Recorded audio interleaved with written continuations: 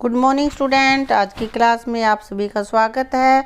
और नवोदय की परीक्षा में नवोदय का जो एंट्रेंस टेस्ट होगा 6th क्लास के, उसके अंदर पैसेज आएंगे। हिंदी भाषा का जो पार्ट है उसमें पैसेज आएंगे, जिन्हें हिंदी में अनुच्छेद कहते हैं और इंग्लिश में पैसेज या पैराग्राफ कहते हैं। तो आज हम पढ़ते हैं अपना पैराग्राफ। यहाँ पे है, चबाने की गोंद च्युइंगम की खोज मेक्सिको के जंगलों में मायन लोगों ने 1000 वर्ष पूर्व की थी।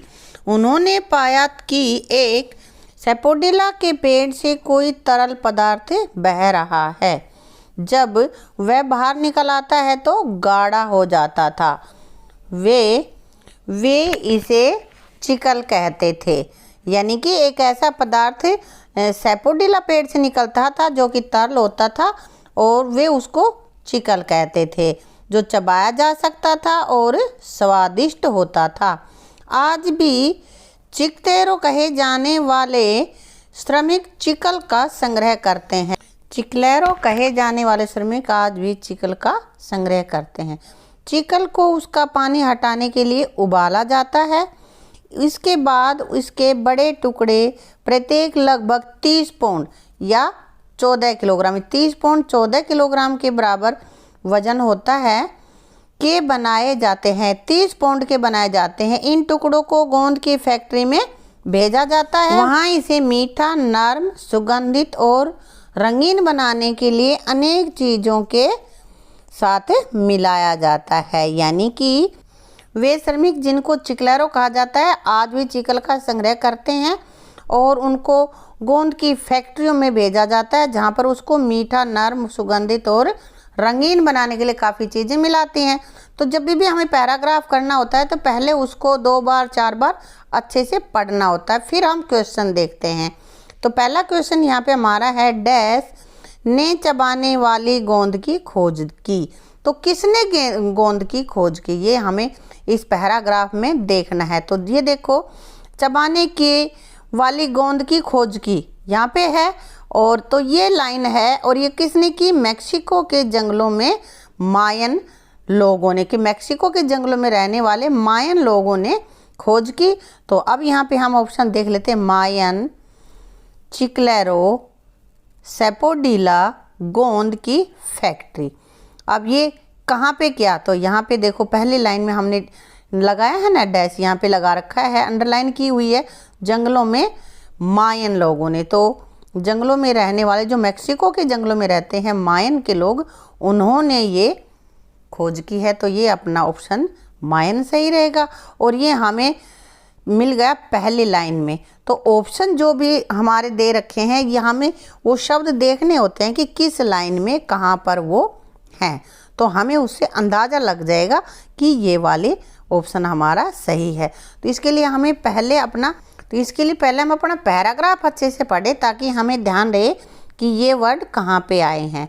तो हमारा ये मायन यहाँ पे राइट हो गया। सेकंड क्वेश्चन है, डैश वे श्रमिक होते हैं जो चिकल एकत्रित करते हैं। जो चिकल एकत्रित करते हैं वो, तो ये ऑप्शन है सेपोडिला, चिकलेरो, मायन और गमर।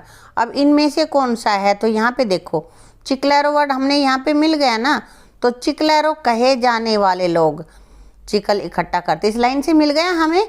तो यहाँ अपने पास चिकल वर्ड जो था ये हमने यहाँ पे मिल गया है और तो इसका ऑप्शन अपना हो जाएगा, क्या हो जाएगा? थर्ड ऑप्शन, चिकलेरो। ठीक है, अब थर्ड देख लेते हैं हम। चिकल के बड़े टुकड़े कहाँ भेजे जाते हैं? देखो हमारे पैराग्राफ में है, यहाँ पे कहाँ पे भेजे जाते हैं यह जानने के लिए पहले हम यहाँ पे देखेंगे कि क्या क्या ऑप्शन है। तो हमारे पास ऑप्शन है नंबर 1 पे, पुनर्चक्रण केंद्रों में, मैक्सिको के जंगलों में, गोंद की फैक्ट्री में या कैंडी स्टोर में। कहाँ पे भेजे जाते हैं? देखो हमारे यहाँ पे लिखा हुआ भी है ऊपर पैराग्राफ में, इन टुकड़ों को गोंद की फैक्ट्री में भेजा जाता है। मिल गया ना, गोंद की फैक्ट्री, तो अपना ऑप्शन गोंद की फैक्ट्री हो गया। अब हम देख लेते हैं अगला, फोर्थ, चिकल में बहुत से पदार्थ निम्न सभी के लिए मिलाए जाते हैं सिवाय के लिए। तो नरम बनाने के लिए, गाढ़ा करने के लिए, सुगंधित करने के लिए या मीठा बनाने के लिए। तो देखो यहाँ पे मीठा, नर्म, सुगंधित और रंगीन बनाने के लिए। तो देखो कौन सा वर्ड ऐसा है जो ऊपर नहीं आया है। तो देखो नर्म यहाँ पे भी है, मीठा मीठा भी है यहाँ पे, सुगंधित सुगंधित भी है, लेकिन गाढ़ा शब्द ऐसा है जो इन सब में नहीं आया है गाढ़ा करने का। तो ये अपना राइट ऑप्शन है। यानी कि पैराग्राफ में मीठा शब्द भी आया है, नर्म भी आया है, सुगंधित, रंगीन, ये सभी ऑप्शन आए हैं पैराग्राफ में, परंतु गाढ़ा शब्द नहीं आया है। तो अब अगला देखते हैं, इस अनुच्छेद के लिए उपयुक्त शीर्षक चुनिए। तो उपयुक्त शीर्षक जो हमने पैराग्राफ पढ़ा है उसके लिए हम सही एक टाइटल क्या दे सकते हैं। जैसे कि तुमने स्टोरी सुनी है thirsty crow, greedy dog, Hindi में भाई मेरे विद्यालय का पैराग्राफ, यानी कि जिसके बारे में लिखा जाता है वो उसका शीर्षक होता है। तो इसी तरह से इस पैराग्राफ का क्या शीर्षक होगा।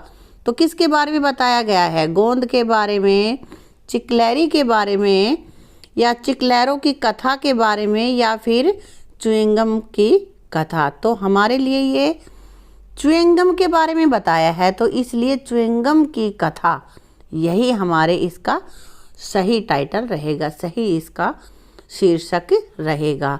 तो जिसके बारे में कहा गया है वही हमारा सही शीर्षक वही होता है।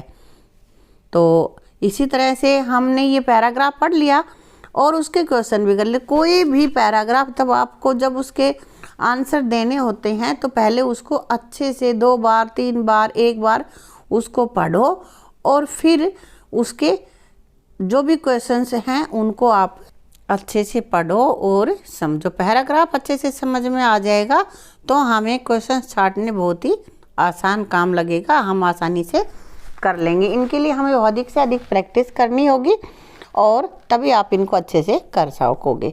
वीडियो आपको अच्छी लगी हो तो वीडियो को लाइक और शेयर करना ताकि दूसरे स्टूडेंट्स भी इसका फ़ायदा उठा सके।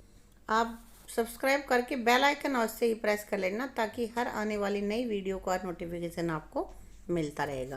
Thank you.